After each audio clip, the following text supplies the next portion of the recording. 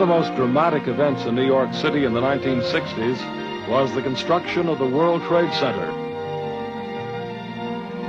Design and construction would take years and the efforts of thousands of people.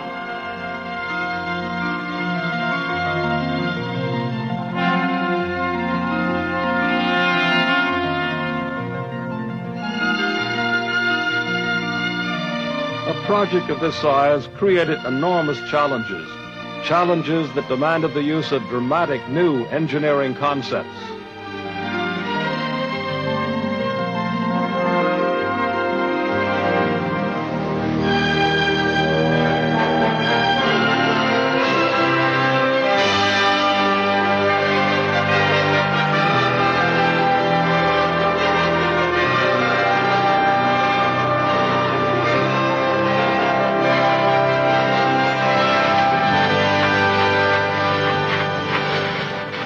A wide variety of designs was considered. Final plans called for a complex of low-level buildings surrounding two 1,350-foot towers, the tallest ever built. Their great height was made possible by the use of load-bearing walls. Extremely tall buildings were traditionally inefficient, since huge amounts of interior space were taken up by structural supports and elevators. The Trade Center towers would overcome this problem. The exterior walls were designed to bear much of the weight of the towers, as well as all of the wind loads. The only internal supports would be in a central core of columns. Elevators would be placed in the shafts formed by the core columns. To further conserve space, the towers would be organized into 3 zones served by express elevators. Local elevators would run within each zone. These engineering considerations determined the tower's basic design: sheer symmetrical walls rising without setbacks.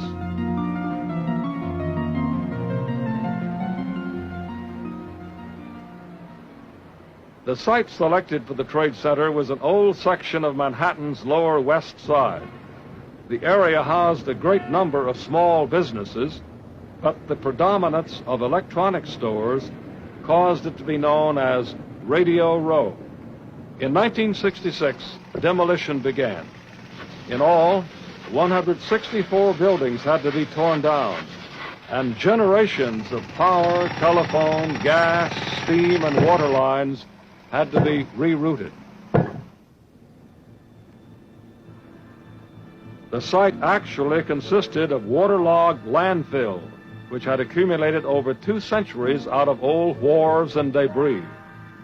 To support the great weight of the towers, foundations would have to be dug down 70 feet to bedrock, but the removal of water from this huge area would have caused a dangerous lowering of the surrounding water level, undermining nearby buildings.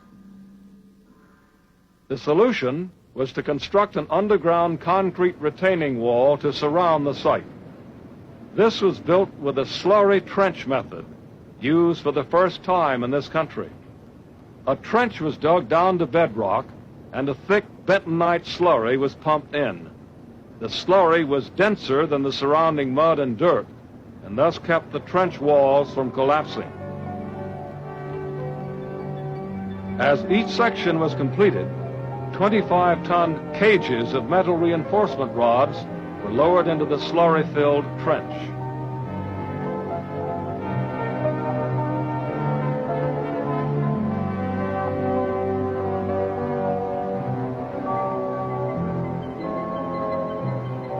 With the cage in place, concrete was poured in. Since the concrete had a greater density than the slurry was forced up out of the trench and could be used for the next section. In this way, an underground wall was built completely sealing the site. Excavation began. As each section of the slurry wall was revealed, workers drilled holes through the wall and casings were pushed through down to bedrock on the far side. Steel tendons were then inserted through these holes and socketed into bedrock, bracing the wall against external pressure.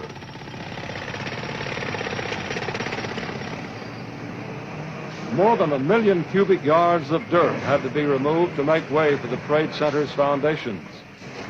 The excavated earth was placed in the Hudson River adjacent to the site to create more than 23 acres of new land which was donated to the city of New York. The site presented another major challenge. The tubes containing the PATH commuter rail lines lay underground within the excavation area. The fragile tubes had to be supported in protective cradles while excavation continued around them. Throughout construction, the PATH trains carried 130,000 commuters daily. At no point was service interrupted. 7 stories down, bedrock was finally reached. Foundations for the towers could now be prepared.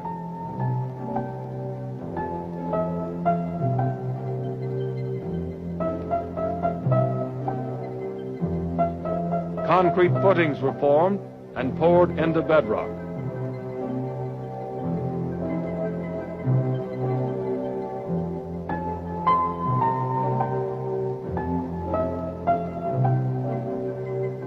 Massive assemblies of steel beams called grillages were laid on these footings. Each grillage would anchor one of the load-bearing tower columns.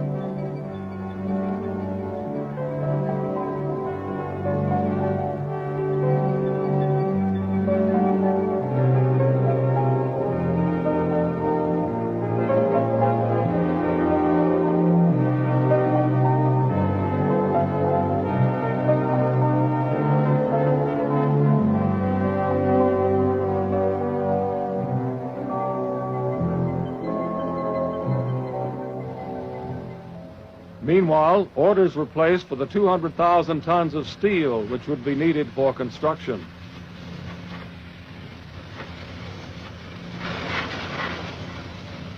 Individual pieces were prefabricated and rarely interchangeable. Moreover, there would be no room to stockpile materials at the construction site. This created a tremendous logistical problem. Steel sections would have to arrive at the site in the exact order and at the exact time needed. To meet this challenge, Port Authority engineers used a computerized system known as Critical Path Method, or CPM. CPM would coordinate every aspect of construction, track the flow of materials, and minimize any delays.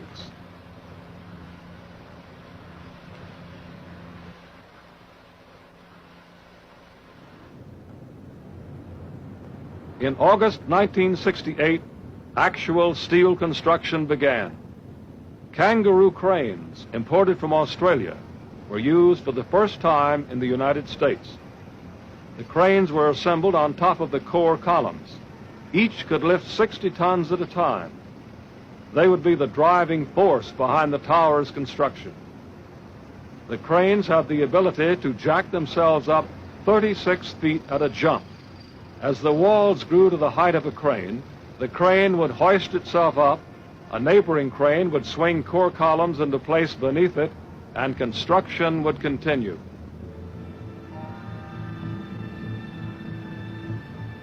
"70 feet up at street level, steel trees were put into place around the perimeter of the towers. These trees would transfer the load of the exterior wall to the more widely spaced columns now anchored to bedrock.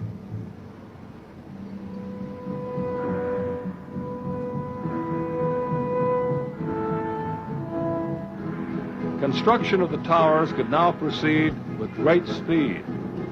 3 basic elements were used: 2 or 3 story high sections for the load-bearing wall, massive steel beams for the core columns, and floor sections to span the 60 feet between core and wall. Through the complex orchestration of these structural elements, 3 floors could be constructed in 10 days.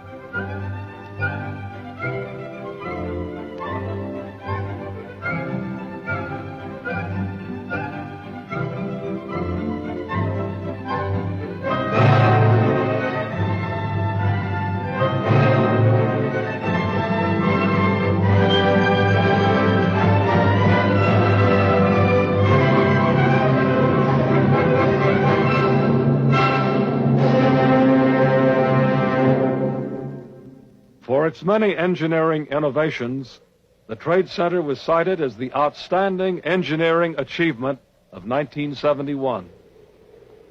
Shortly after the structural completion of the towers, the surrounding low-level buildings were finished.